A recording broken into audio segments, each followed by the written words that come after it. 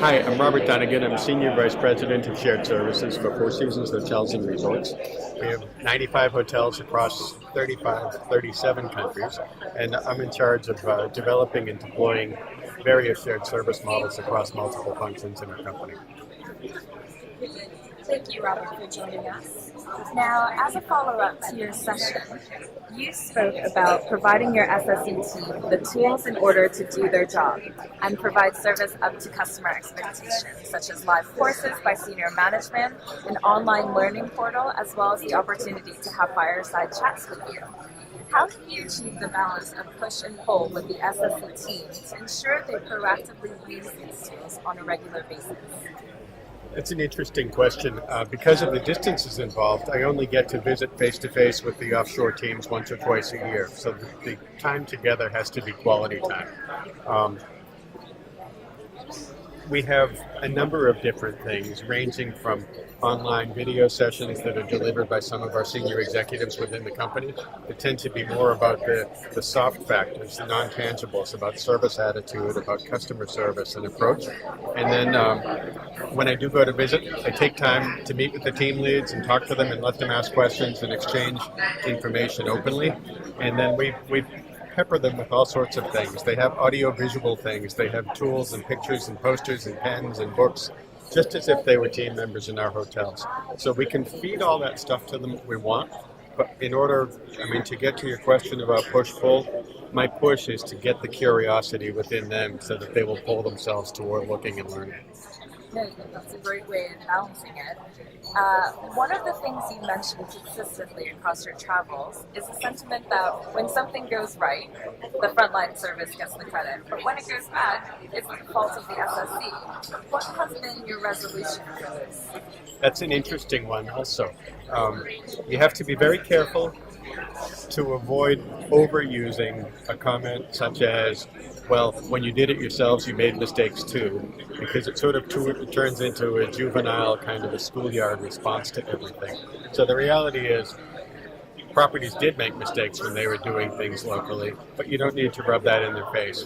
Really, we have to stay calm and fact-based and focused on process improvement with the model we have.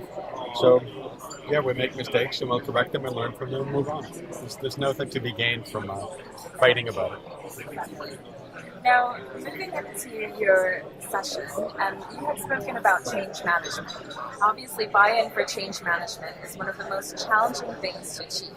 You mentioned both hotel owner and employee relations as key. How do you balance this? Do you use data analytics to push your message across, or what else do you use? I think data analytics is a really important part of things. You have to have that as the foundational tool for you to work with.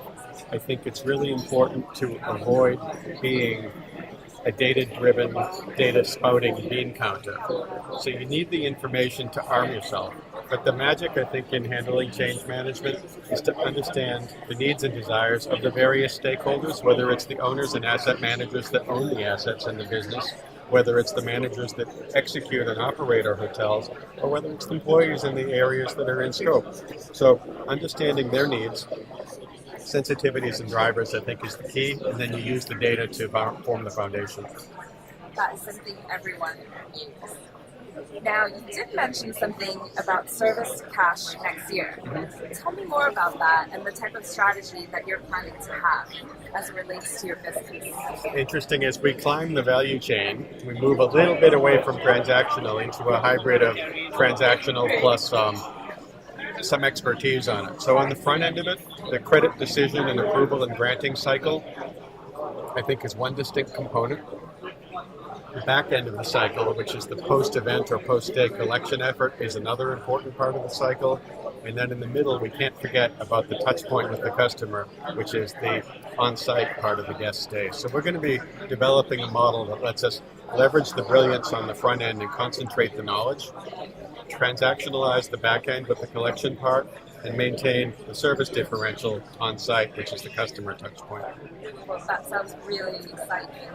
Now, one of the last things that you did talk about is that no single thing has impact in terms of the cultures there. But as a global company, you've seen all the different regions. Tell me, what is the best thing about working in the APAC region?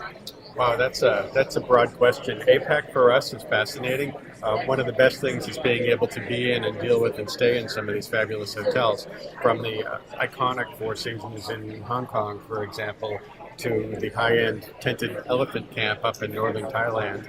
I mean, we get to work with all of that. So how good is that? Beyond the experiential part of it, I think the work ethic and the positive sort of can-do business attitude that goes across all the countries in the region, despite all the differences and nuances culturally across them, I think the spirit of let's get it done is really one of the most pleasurable parts about working in this part of the world. Very beautiful region. Yes. Now, just to close this up, this is the second day of the event. What has been your event highlight so far? The content of the presentations has been superb. I mean, the people giving them have high credibility, and I think the messaging is great for the attendees. Beyond that, it's really good for me, tremendously valuable as we expand our shared services realm into Asia Pacific to make some contacts, both on the provider side and in the industry side. So it's been really positive for me. And why do you appreciate or value going to SSON events? They're really well organized and well executed, and I've gotten to know some of the people that organize them over the last period of a few years. I think they're really focused on quality participants, quality programming, and good value for the money and time involved. Thank you, Robert. We're really looking forward to hearing about everything that Four Seasons is going to be coming out with in the next few years, so That's we great. will look out for it. Thank you so much. Thanks.